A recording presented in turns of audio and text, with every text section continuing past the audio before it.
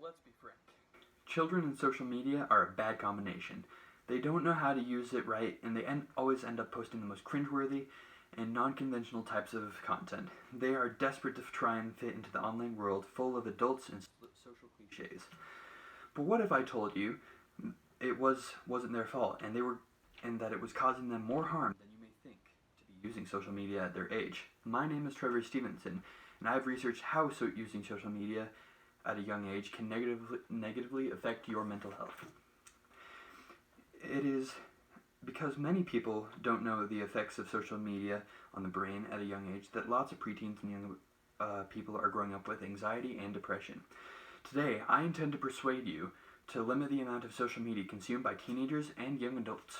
First, social media negatively affects the brain chemistry of preteens and young people. Secondly, social media may cause more problems with anxiety and depression. Finally, if we reduce the amount of time kids are being exposed to social media, they are more likely to succeed as adults. But what does social media do to negatively affect the brain chemistry of preteens and young adults? Social media may seem harmless at first, but the long-term effects can cause harm in development of teenagers and preteens. According to Penn State University, there are times in face-to-face interactions when adolescents often find it difficult to manage rejection or negative interactions. The same phenomenon happens with social media and can create distress for young people.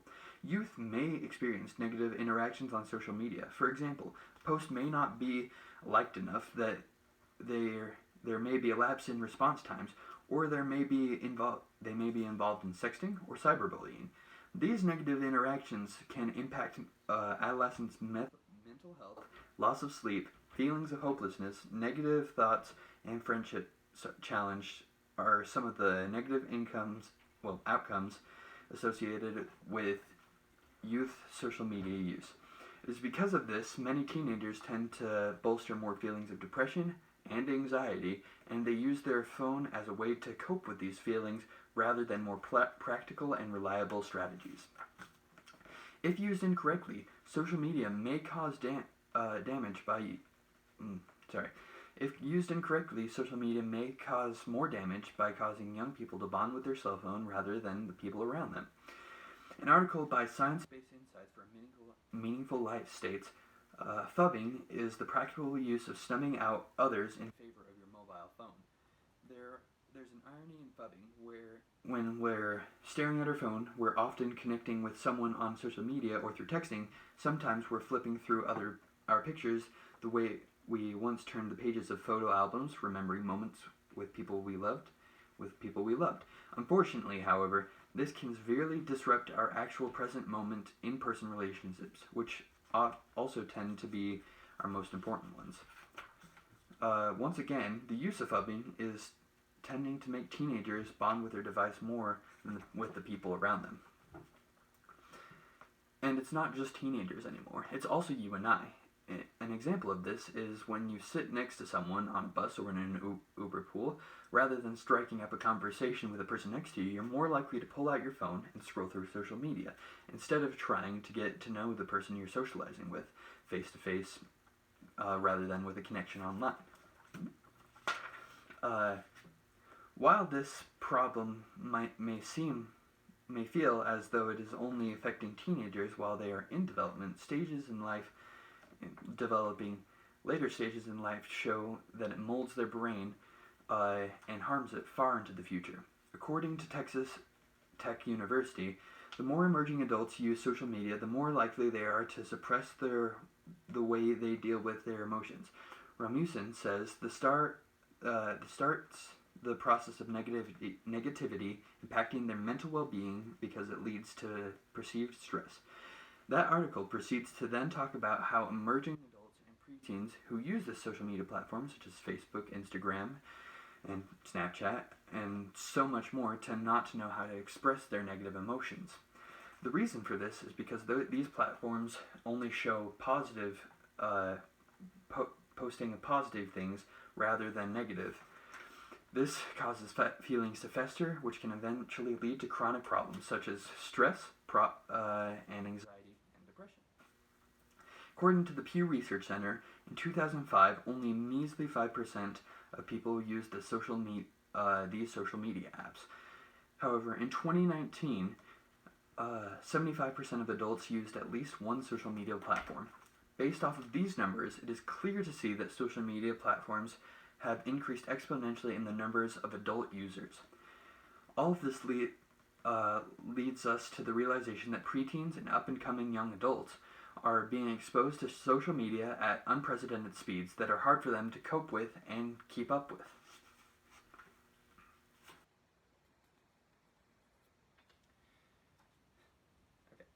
Most may suggest, after learning of the negative effects of social media, the best thing to do would to just shut it down completely and not let any adolescent use it. While I wish this was possible, any parent of any child will tell you that this will not happen. Not only are we, as humans, stubborn and that we don't like to do what we are told to do, but we also almost always tend to struggle going cold turkey with anything, especially something as addicting as social media. Another problem with this aspect is there is no teaching these teenagers and young adults how to cope with their emotions after they have reduced the amount of social media they intake.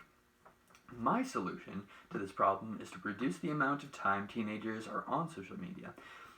This solution would allow teenagers and young adults alike to learn how to socialize and make important connections. According to the Child Mind Institute, not only does limiting the amount of time you spend plugged into computers provide a healthy counterpoint to the tech-obsessed world, it also strengthens the parent-child bond and makes kids feel more secure. Kids need to know that you are available to help them with their problems, talk about their day, or give them a reality check. In addition, Dr. Wick advises delaying the age of the first use of social media as much as possible. In prolonging a smaller amount of time teenagers are exposed to technology, we can effectively allow them to develop and gain those meaningful relationships with their parents. But it's also about helping reduce the amount of time they are on their devices. For example, if you ask your child never to touch a device again, they're going to try to do anything to touch a device, to get access to any device. But if you ease them into social media with limited amounts of time and monitor their account sparingly, they are more likely to go into the world of social media without a dependence on it. This solution is by far one of the most studied and best ways to reduce the use of social media. A study by Harvard Business Review of one Sarah Capek says, "For 2 weeks, I limited social access during certain periods of the day. Keeping the mornings social media and news free was a game changer. I got so much more done on my biggest projects by having a dedicated focus hour and also knowing that there was a scheduled break in a day coming up."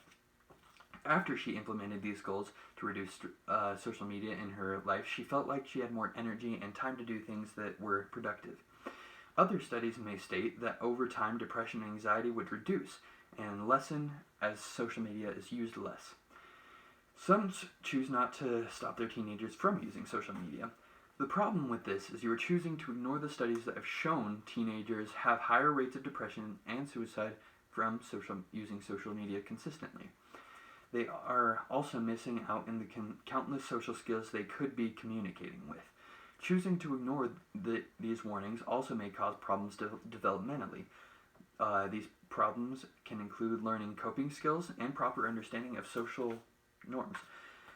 Overall, it's better to face these problems and reduce the use of social media rather than live with the consequences. If we don't reduce the amount of social media consumed by preteens and young adults, things will only get worse. The adults of the future will not be able to communicate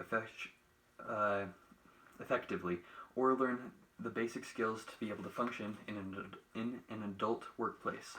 These kids and young adults will have more anxiety and depression to deal with long term if they don't start focusing on how to reduce their use of social media. Plus, these people will not be able to connect with their future partners in expressing themselves because social media has conditioned them not to show emotions.